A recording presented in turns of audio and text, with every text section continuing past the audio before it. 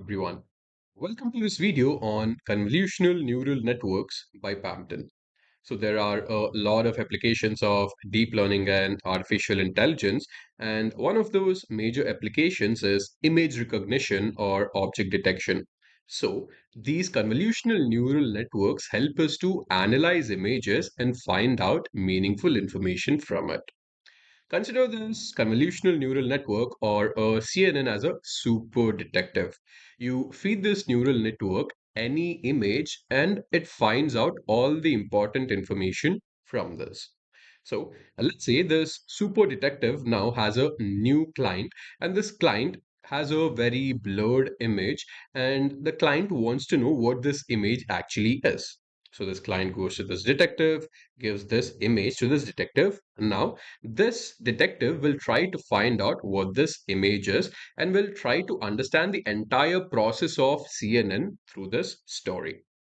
So, starting off, what the super detective will do is it'll take this image and convert this into a grid of pixels.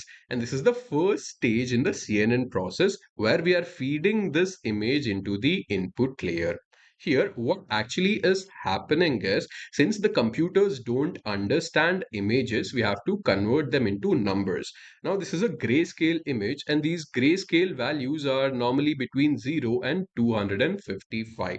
Here, you see that this image has been passed to the input layer, and this input layer over here processes this image and assigns a value between 0 to 255 for each pixel. So let's say this is a 3 cross 3 image, and for this 3 cross 3 image, it assigns a value for each of the pixel here. So this is the first stage, which is input layer. We have converted the image into a grid. Now, from this grid, we don't really understand anything. Here, what happens is we have something called as a filter, and this is the major stage in the CNN process. So we have something called as the convolutional layer. And in this convolutional layer, we pass this filter or this boundary box through the entire grid. And this filter scans all of the values in this grid and tries to understand some features of the image. So maybe it will try to understand, hey, there is a horizontal line here, hey, there is a vertical line here, and all of those important features are mapped into this, and this is called as a feature map.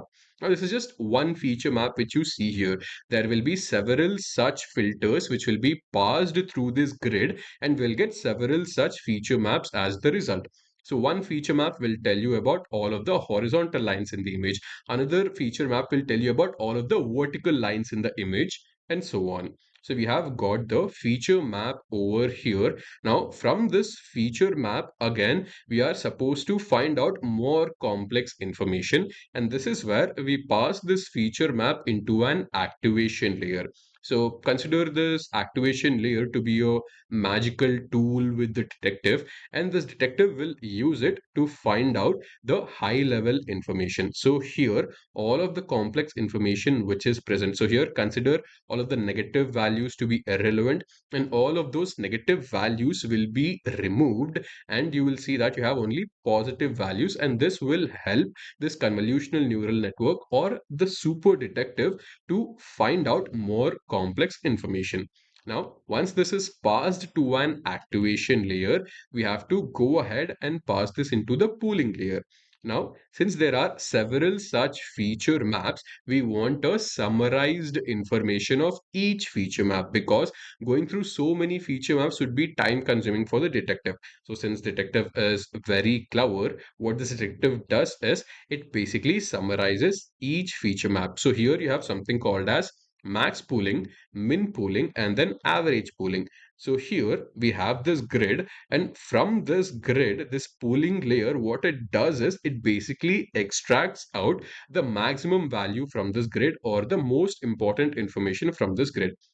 So here you would see that the maximum value in this row is 23, here it is 93, and here it is 7. So this is for this particular feature map.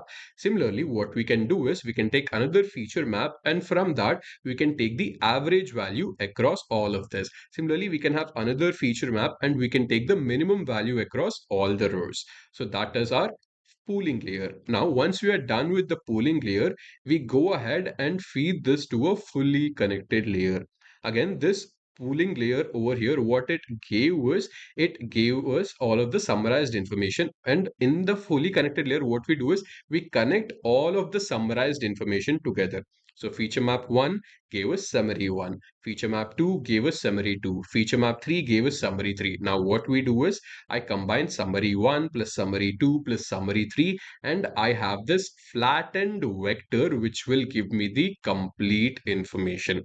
Now that I have the complete information, I'll just pass it through the output layer, and this output layer will be able to identify that the image given was of actually a parrot.